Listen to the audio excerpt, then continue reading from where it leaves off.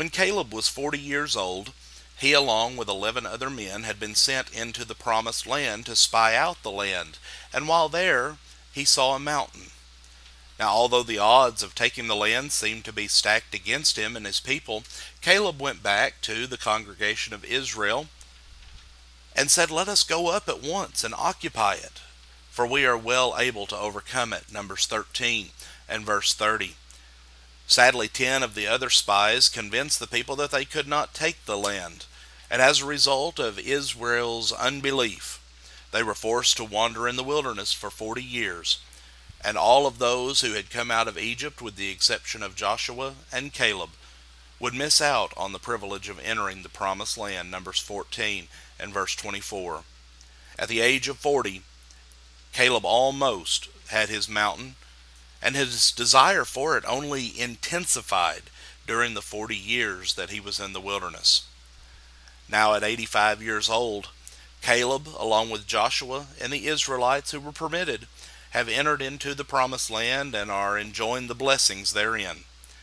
However, the mountain that Caleb had seen 45 years prior was still on his mind. He couldn't wait any longer. So he approaches Joshua to get permission to go and conquer this mountain. Joshua 14, verses 6 through 9. Just as 45 years earlier, the odds seemed stacked against Caleb.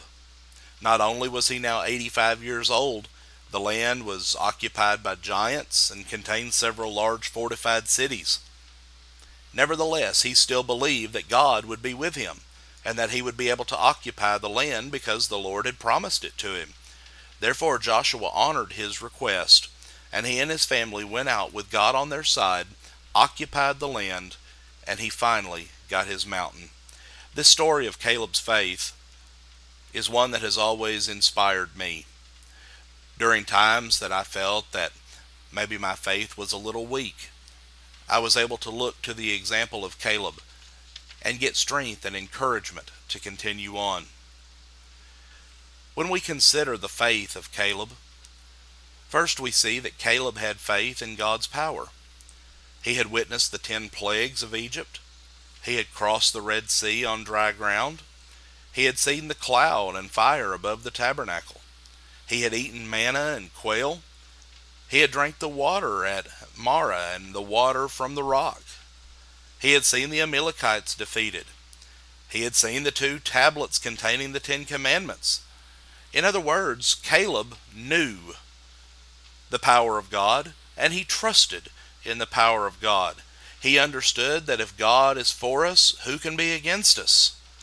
The giants in their land, while they were a very formidable force, Caleb knew that they were nothing compared to the creator of the universe. Second, Caleb had faith in God's promises. His faith at the age of 40 and his faith at 85 remained confident in the fact that God would keep his word. God had promised this land to Israel, and Caleb knew that God would keep his promise. Caleb knew that God's word was not going to change, and as the Hebrew writer penned, these 2 things cannot change. God cannot lie when he makes a promise, and he cannot lie when he makes an oath. Hebrews 6 and verse 18. Just like Caleb's faith in receiving the promised land of his day, we may have the same faith in our salvation.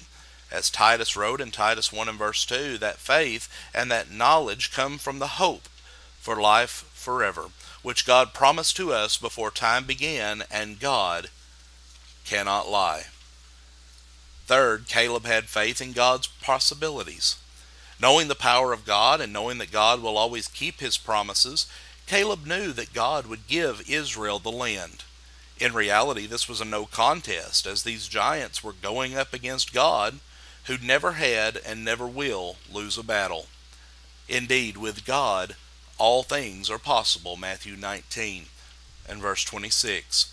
As Jeremiah wrote regarding God, nothing is too hard for you. Jeremiah 32 verse 17. Caleb knew this, and Caleb lived his life walking by faith and not by sight. 2 Corinthians 5 and verse 7. Thank you for listening today. May God bless you with a wonderful day.